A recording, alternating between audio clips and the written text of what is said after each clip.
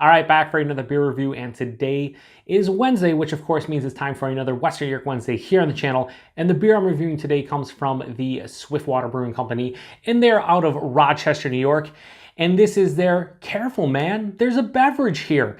So this is what they are calling a Nitro Blonde Ale infused with coffee, vanilla, and cocoa nibs. Comes in at 11.7% alcohol by volume. No IBUs listed in the time of review. This can is approximately 5 weeks old. So first things first, props to Swiftwater for the Big Lebowski reference. They have the dude on the can. I mean, come on. Such an iconic movie, such a great movie. So basically this beer is has been inspired by the dude's favorite cocktail, the White Russian. So they basically brewed a blonde stout and infused it with coffee, vanilla, and cocoa nibs, and then put it in a nitro can. And yeah, I mean, what more do you want? So I will say one thing about Swiftwater. I really like what they do. I typically dig most of their beers. And, you know, it's just weird though, because the last couple cans I've had from them, they don't have the ABV on the can. They have the date of birth on here. You know, they have, it's a 12-ounce can. They have a little bit of other stuff on here. They did not put the ABV. Luckily on Untappd and their website, it said 11.7%, so that's cool. But if someone grabs this off the shelf, I don't think they would think this is a 11.7% beer. But anyway, yeah, we'll see what this one has to offer. We'll see if they can replicate a White Russian in blonde stout form. I don't know. So when I crack this open, probably gonna give me the nitro craziness. Ready? Here we go.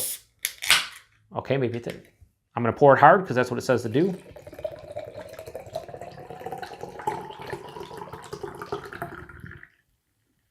Okay, so there is some cascading effect for sure. I'm gonna put this over here. I don't know how this is gonna come out. I just wanna make sure you guys get the dude here. Yeah, it's, look, that has the nitro craziness going on, the cascading effect. Let me turn this around. Yeah, for sure. That looks actually really fucking cool. It's slowly cascading, more so than like a Guinness or something where you have the crazy like volcano looking, you know, cascading effect. So that is like this really nice orange color, you know, somewhat hazy. It's not really hazy, it's just, we'll say murky, has some particulates in there and whatnot, has about a finger of a super creamy nitro looking head, plays the role of what I would think. They say Nitro Blonde Stout, isn't this an Imperial Blonde Stout at 11.7%? Oh, I guess. Wow, tons of coffee off the top. Wow. Yeah, wow, it's hard to get past that coffee, huge coffee. I know I'm not super familiar with White Russians, but I'm pretty sure it's, you know, some kind of cream where you can substitute milk plus vodka and plus coffee liqueur. And I'm getting coffee in here, big time. I've had a White Russian a couple times, but not too often. So the dude would be disappointed in me, but I'm a little bit disappointed in the dude. I mean, he's been, you know, converted into a Stella Artois drinker, right? I mean, come on, dude. What are you doing, buddy? Yeah, tons of coffee. There's a nice, like, it says it's a blonde stout. I'm actually getting like this slight biscuity bready note. I don't know. And I hope 11.7% is the actual ABV on here. Again, that's what it says on Untappd. I don't know. I guess we'll see when I taste it. Yeah, I can't get much past the coffee. They say cacao nibs and vanilla. I'm just getting straight on coffee on this one. I want to get into it. So cheers, everybody. Let's see what this one has to offer.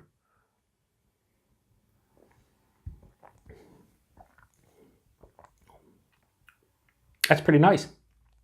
I will say, even with nitro, like, this is somewhat flat. I mean, when you drink a nitro beer, obviously it's all about the soft smoothness, but you can perceive the carbonation in this. No, this is like straight on flat. And this is 11.7%. And again, I don't know for sure, but I'm pretty sure. It's fucking magic. Or as I like to say, it's fucking voodoo. Because this drink's like, it's like 7 or 8%. There is no perceived alcohol stringency on the palate. There's a little bit of a warming in the chest, but no, not at all. And I'm fucking taking this down quickly. So the body is pretty much medium full, or I should say medium, higher side of medium.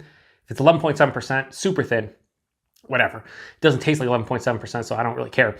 The actual mouthfeel though on this one, awesome from a nitro perspective. I do think it's still a bit too flat. I know it sounds, you know what I'm saying? It sounds fucking stupid. And it still could be very stupid, but when Nitro beers, they don't feel as flat as this. So a little bit lacking there. But it is cool that they did Nitro this can. Cool to see little breweries doing that. The taste though, tons of coffee. There's nice like a vanilla latte kind of thing going on here because I'm getting the vanilla, I'm getting the coffee. Not a ton of chocolate, but this is pretty fucking good. Yeah. Does it replicate a White Russian? To a degree, actually.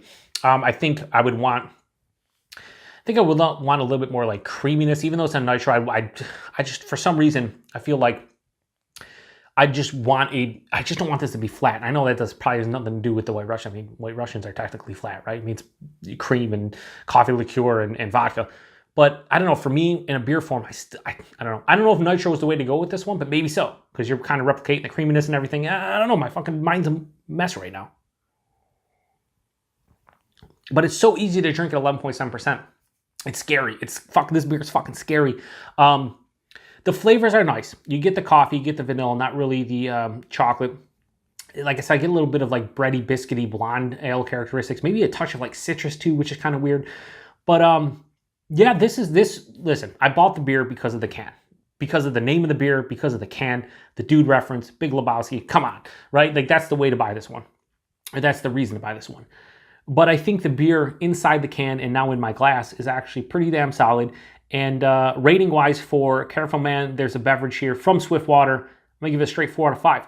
It's not anything that's super amazing, but the positives are hides the alcohol relatively well. There is like a substantial now chest warming into the stomach, but like on the palate, 11.7%. No, I do like the coffee and vanilla characters. They are the most predominant note.